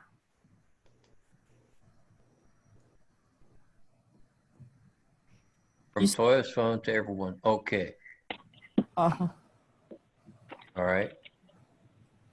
Not exactly sure what Toya is. Okay. I don't believe. Are you? She just left. No, she's still. Is she, oh. I think she's on. Speak to that, Toya. I do not believe we're going to have an RNC based on what's happening with COVID. And you can best practices too, right? I'm sorry. I'm sorry, guys. I was trying to unmute. Yes. Can you guys hear me? Yes. Yeah. Okay. Yes. So no, there is no RNNC. Unfortunately, we had to cancel that, and we are not doing at this point, we're not doing neighborhood best practices either for this year. COVID has kind of eliminated those types of events. Thank you, Toya. And just a couple of other things. As you know, the library was supposed to be back online July 20th, but they have asked for 2 weeks. And we did, we're still waiting for July, for the National Night Out, which is supposed to be August. I don't know if you've heard anything, Officer Poole. That's your chance to say something. Officer Poole, do you want to address the commission? Can you hear me? Yes, we can, sir. Okay. All right. Well, first of all, thanks for giving me the opportunity to be here and to speak with you guys. It's been a while, and glad that we're actually coming back and trying to fit in with what is not normal for us in the past, but is starting to be normal now. So hopefully we'll get back to something as far as regular meetings here soon. I was going to mention about the coordinators meeting next for this month of July. I was thinking that maybe we might be able to have something in the parking lot, but I do have to get that approved. So it might be just something that we may have just on a Zoom if it's not permitted to have the social distancing in the parking lot. So I just want to share that with you, as well as our Safe Streets are up and running, and they started this week. So if you have, Lynn, if you want to forward that information as far as the contact, unfortunately I was looking to see if I had it with me, the phone number. I don't. I do. But, I have it. but you do have it. If you want to share that with the group, they could do that. Yeah, I sent it to everyone in the commission. Okay. Okay, they're going to focus in the areas of last year, which is primarily the South Side and 9 Precinct. But then again, they will follow up with all other complaints as well. So my thing is if you've got a complaint in your neighborhood, definitely forward it to them. Give them as much information as possible. Get your contact information with them. They will keep you anonymous as well. You can also go through me or the other CLOs as well. On a side note, 13 Precinct is vacant as a CLO. The officer took another assignment. We do currently have 2 vacancies on the CLOs, as well as a sergeant vacancy. So I don't know if they're going to be filling those positions, as well as the high school officers. If you've been updated on that, they have also been reassigned or will be reassigned to other assignments as well. They have to bid for jobs, and they will have to leave that high school resource position. So if there's any other questions, feel free. I'll make it short. I know you guys have been on for a long time. Usually I talk a lot. I don't want to take your time on this. I have a question, Officer Poole. Officer Poole, I have a question. Have you heard anything? I'm having problems with our insureds who have accidents because the police are not making out crash reports. I'm sorry, what's that again? Repeat that again. Right. I'm having problems with claims because the police are not making out accident reports. You almost have to have bodily injury. You are absolutely right on that. Due to about a third of our department downtown Columbus dealing with the issues that we're dealing with, we are taking minimal, or I guess our lieutenants make the decision, but they are taking priority runs only. And at times, those incidents with accidents without injuries, we do not take accident reports. That's unfortunate. I don't have any control over that, but unfortunately, we do have to, because we are running skeleton crews on the patrol, and the climate, unfortunately, is beating the heck out of the officers, and they are taking they're taking priority runs only. Hopefully things will start lighting up a little bit from downtown. If that does, then we'll start taking. I'm telling all of our insureds that what they need to do is take pictures of the other car and person with their smartphone, especially a license plate, because if the guy runs, that's the only documentation you're going to have. But be sure you're taking pictures of location of the cars, etc., so that when you can't really, you can't turn into the police because there's no damage per se. You got to do it online. In fact, some of the people tried to do online reports and they couldn't. So turn in the. Yep, that's absolutely true. Those are the good suggestions. Take photos. Take photo of the accidents, locations, general area of the location. Smartphones are more, cameras now versus phones. So utilize what they've got, and then always call the non-emergency number and just check to see if an officer will respond. Now, if they refuse to exchange information or if they're argumentative, that steps up the priority. That means that we will respond if it's something in the nature of a party's refusing to exchange or so if you get rear-ended and the person doesn't want to share information, and that jacks it up to a priority for response. It does change it to a different priority. So there's 5 priorities for the city. So there's a potential that we will not take 5 priorities, priority 5.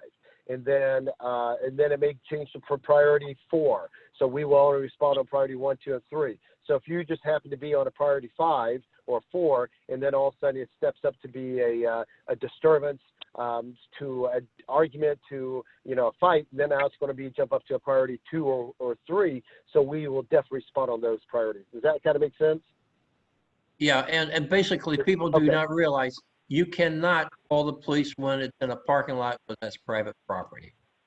Yeah, if it's private property, unless it's something obvious, something like somebody's intoxicated. Bodily injury. Bodily injury, or somebody that's really reckless to a point that obviously caused bodily injury. I apologize, everyone, because I know that we've gone 2 hours and everything, but I am actually still in Florida and on vacation. So I'm going to go ahead and skip out now. I apologize. Thank you. Thank you, Commissioner Moynihan. Summer, you missed it. I had Sawyer in the garage tonight. He didn't like that. I just want to just quickly say that if there is, I've just let the people know that I have not yet met Seth, Monica, and Brandon, that I'm your neighborhood liaison. And Officer Poole, is there anything in writing that the police can put what they are doing at this point? I know you don't want to advertise a whole lot, but is there anything that we can get to kind of gauge how to use the police under these circumstances? All I can say is use it just as normal. And the reason why I say that is because every call is a statistic, as a stat. And, unfortunately, there's groups that wants to defund us. But obviously, we all know that, you can't defund the police. Police is going to have to exist. Some people may want to reallocate and redistribute some of the police personnel to whatever. But I share with everybody else when I work with the Block Watch that if you don't report a crime, then we're going to assume that there's no crime occurring in your community. And so we're going to allocate our personnel to people that are reporting crimes and that where crime is actually occurring that we have knowledge of. So if there's no knowledge, if there's not a knowledge of crime in your community, then our personnel is going to be allocated to an area that we have knowledge of. So don't say that, hey, don't call the police because we're not going to respond. Still call the police, still inform us, give us the opportunity to be able to respond and be able to at least provide the service that we're able to provide. I don't want to put some kind of a, say, hey, in this scenario here, don't call the police, or hey, we're not going to respond, and then all of a sudden it's something that is something more serious than what you thought it would be. So each zone may operate a little differently when it comes down to calls for service and the priority runs. So you may have zone 1, which is up north, that may not have very many runs at all that are holding at all. And they're going to take those 4s and those non-injury accident reports. Then you're going to have zone 2 that we are just stacked on runs. And our lieutenant will say, you know what, we cannot respond on non-injury accidents. So you'll dispatch, you're going to have to advise them to exchange information. So don't, I hate to go out there and say, hey, let's go by this list of calls for service. Then it's just a safety concerns that I have. So whenever you feel as a crime is committed, please call either non-emergency or the 911. Well, I do think that, and this is the last thing I'm going to say, that coordinators should be really good, whether it's in person or it's virtual, because we just all need to kind of keep up to date on what's going on. Thank you. Yes. Okay. Well, thank you, Officer Poole. We'll let you go since you're traveling right now. And if I have any more questions from anyone, I'll touch base with you and get your response on those. Is that okay? Yep, sounds good. Yep. Anything right. else, just give me a call or email me. Thanks. You guys be safe out there. All right. Thanks. Thank you. Safe travels. Lynn or Toya, I have a quick question. So if the RNNC is not going forward, there is $1,000 that was allocated to the commissions kind of specifically for that. Is it possible to have that money either set aside in the account and earmarked for that, or what do we do with that? Because I don't want to use it if we end up, I'm hoping that since we weren't, that Columbus will have the RNC maybe next year instead of this year. So Jennifer, that money can be used on anything, and no, we will not be hosting it next year. I'm not sure. We will not be hosting it in 2021. I'm not sure. Right now, we don't have for 2020 or if it will occur. So that or whatever additional costs or items the commission wanted to use it for is not specifically for. It wasn't specifically for RNNC, although we were encouraging a lot of folks to utilize that fund so they could send more of their commissioners to it, and or some type of trainings that your commission specifically may wanted to have. But yeah, so right now we are not hosting in 2021, and I'm not sure if there will be an RNNC in 2021. Can I ask a follow-up question to that? Yeah, go ahead.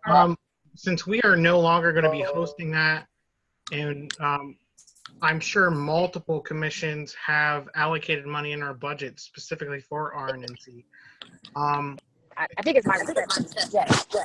With reallocating that, are we all going to be expected to continue to do budget modifications and turn those in, or will it be a mass understanding at the department have been allocated to that, that we can just spend it somewhere?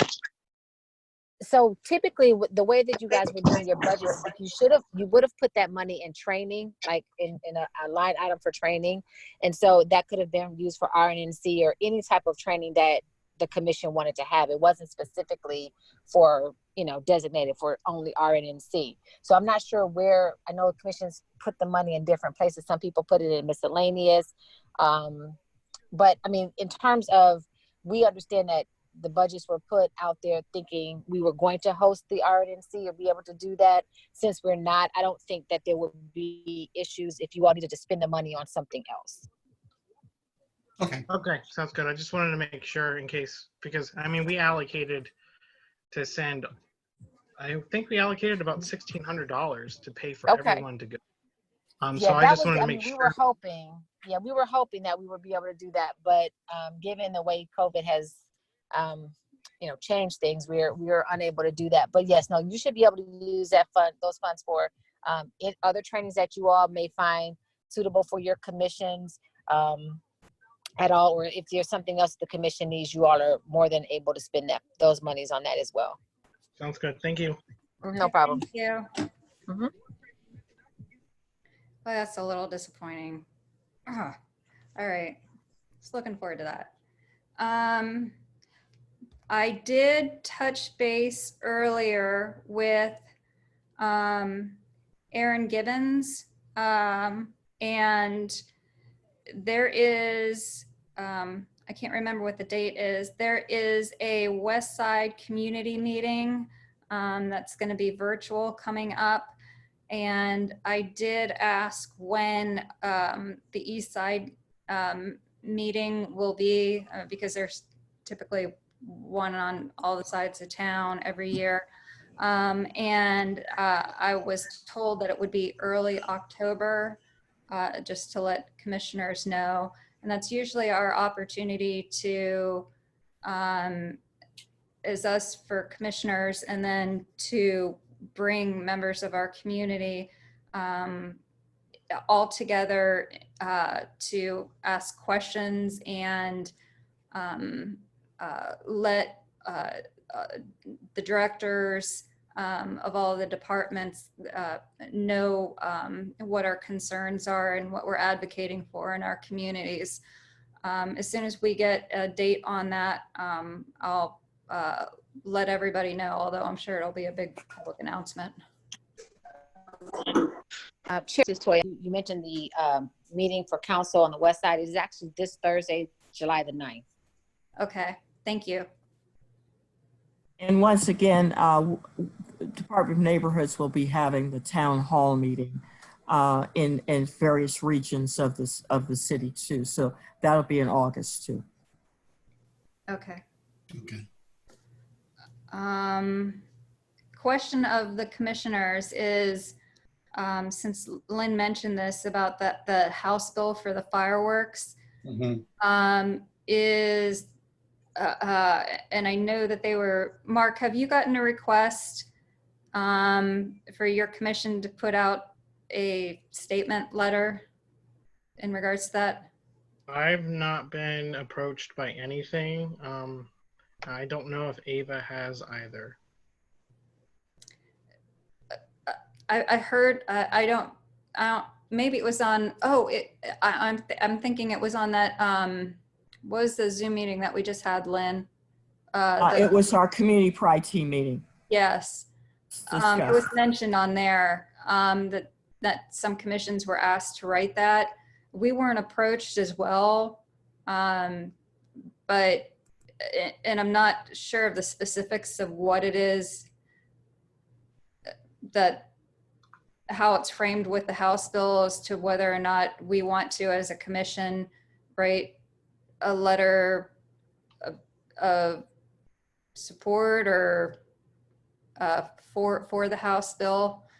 I was hoping maybe, Mark, you knew a little bit more about it than I did. I mean, as far as the new House bill, I know nothing beyond a news article. I haven't really looked into it because my understanding it's not too deep in the state legislative process yet.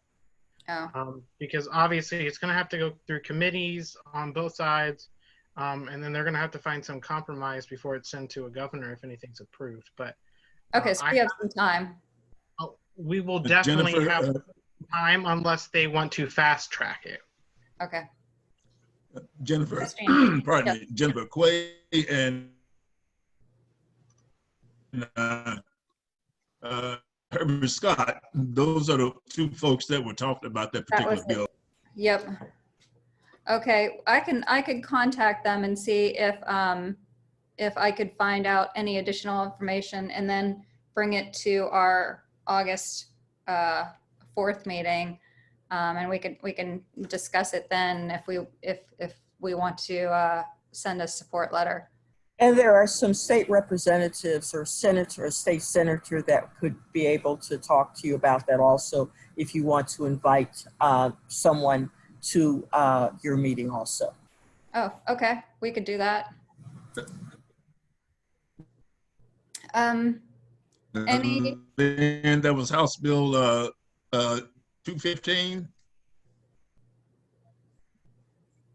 I think it's 253. 253. 253. 253. Okay. Monica, Seth, I don't, Brandon, I'm not sure if you want to all introduce yourselves or say anything. Oh, sure, yes. Chair again, she was here last time. I'm back. Thanks for having me. This was interesting. I'm a community member, Susan's neighbor. I'm back, Susan. Thank you very much for joining us. How you guys doing? I'm Seth. Go ahead. I live on Newborn Drive here in Independence Village, and just a community member. I'm also on the Groveport-Madison Human Needs Board. We service the Groveport-Madison School District. Okay, thank you. And Brandon, if you're still here. Yes, I'm still here. Name is Brandon. Born and raised here on the East Side. I'm a board member on a nonprofit called UCAN Ohio. Also serve and a different couple of political organizations. Very, very happy to be here. Thanks for having me. This is very interesting. Thank you very much. Can I say something real quick? I just want to say that I know COVID is bad, but we've met some really good people, new faces, and with exciting ideas. So I'm looking forward to connecting, and I know you are as a commission. There's just some great talent in our community. So welcome.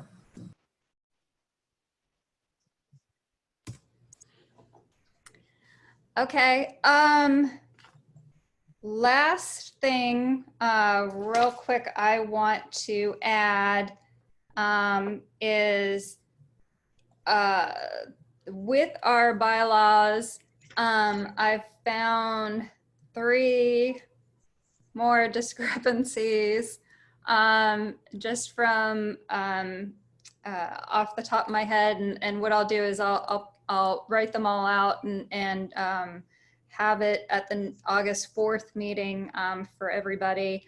One of them was that it's still stated in our bylaws that our at-large commissioners, the term is 2 years, and I know the city of Columbus with code, it changed to 3 years. So we will need to rectify that in our bylaws. That way we are current with code. And then the other one I found was when the city wanted us to change to have the elections in January. We did all vote to change that in the bylaws, but I missed one area in the bylaws on a page where it still says October, which was what our old annual election was based on from when we first became a commission. So that needs updated to say January as well. And then there was a third, something else I came across. But commissioners, if you could please, I know I've said this like very numerous times throughout the years, please read the bylaws and just make sure that everything's consistent in there. Things are in multiple places, and I just want to make sure that everything is okay, and that there aren't any further discrepancies, so that we're not having to do this every 4 months, changing the bylaws. Just that way everything is reads consistent. So if everybody could do that, and if you find anything in there, please send it to me, and I can include it in the next meeting when I have all those outlined. Anything else that we have for tonight? The extra money Yes. that you're going to have, is there a possibility you might try some type of intervention or diversity training for the commissioners? We do have that. We just had, we did have a diversity training, didn't we, Lynn? With Yes. Department of Neighborhoods. I think you and Susan attended, and I don't know if anyone else. I think Jean did too. There's a lot of different types of trainings. There's implicit bias training, and there's just a whole lot. I tell you what, if you're interested in any options, I could come up and maybe provide you with some options that maybe other commissions are doing. Well, if you got opportunity. If you got $1,000, there's a question of spending it wisely to benefit. Yeah. I mean, you have time, and I could just maybe provide you with some, if that's what you're interested in, different types of trainings in that area, or maybe other areas. Yeah, because we not, when we talk about diversity, we're also talking about Muslim, okay, and several other religious groups. I know they're in Blacklick, and they are not understood well. The other thing I thought of, Lynn, was one of the things our commission, I'm going to say this nicely.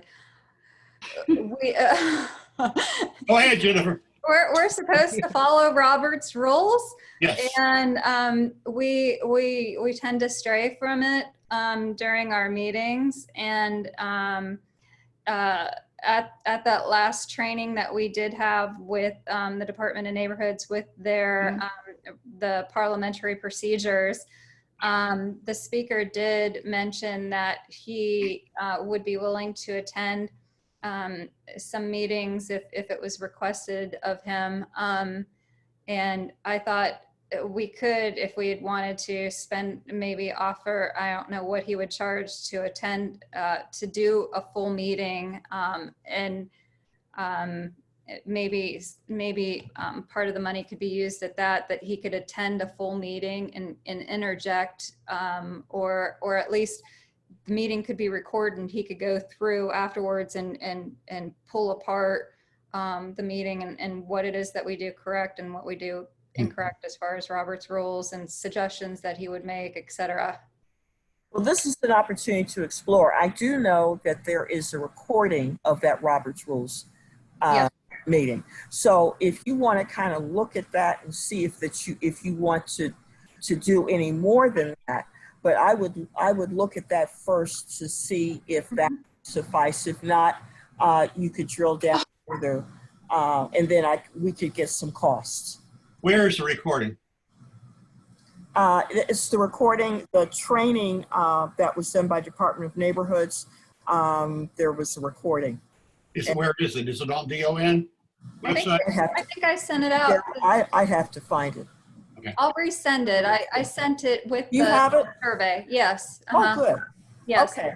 I had sent it out with the I hate to interrupt, but my battery is low, and it's going to turn me off. Okay. Oh, please. So I need to leave before the battery cuts out. Jean, do you want to go ahead? Do we have a call to adjourn? Can I have a motion? I'd like to make a motion. Oh, wait, Mark. I have a Robert's that we adjourn. Wait a minute, Mark. I have a Robert's Rules cheat sheet if you want me to send it your way, so you can. That would be helpful. Okay. It's about 5 pages, and it just goes over the basics things of Robert's Rules. So. Right. Jennifer, you sent that to us. Did I? Okay. Yeah. No, but he has another one that's even better, I think. Okay, What Jennifer has is the PowerPoint resend it. presentation. Okay. And to keep. I enjoy the open conversation that we have. Instead of something strict like Robert's Rules. Well, Robert's Rules can be used. It's a conflict management tool. It's not one to stop discussion, but to start it. Okay, and to control it. So that's what Robert's Rules is supposed to do. Anyway, and also to keep the secretary out of trouble, I move we adjourn. Holmes is first. Can I have a second? No, I was first. Oh. I'll make the motion and Holmes make it second. Okay, Tyree is first. Holmes is second. Okay. Okay. Voice vote. Voice. I'm a little excuse me. Voice vote for the meeting. We had a motion and what was the second that we adjourned. Voice vote, Commissioner Chamberlain? Yes. Approve is yes. No is Commissioner Chamberlain. Yes. Yes. Yes. He's buffering, I think. I think he is too. We're adjourned. I guess everyone just say yes. It's official. Susan, We'll just all say yes and hang up on it. Susan, are you in agreement about adjournment? Yes. Yes. Yes, yes, yes. Holmes, yes. Yes. Okay, Marshall? Yes. Dudley? Yes. And Tyree, you're buffering, so I think that that's quorum for adjournment. Where'd he go Thank to? you, He everybody. left. There you went. We lost him. Thank you, Be everybody. safe, everybody. Be safe. All right. Good night, y'all. Good night. Thank you. Thank you for attending, Mark. You're welcome. I sent that to you, so it should be in your email. Okay, thank you. You're welcome. All right, we'll touch base later.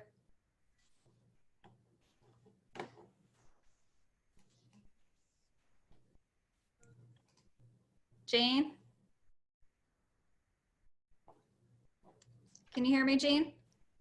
Anybody there? Yes, I'm here. Can you hear me? Yes.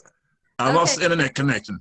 I know, we figured that. So what I did was I went through the roll call and everybody who is remaining said yes, that they were for approval to adjourn. Okay, and I'll make a late yes.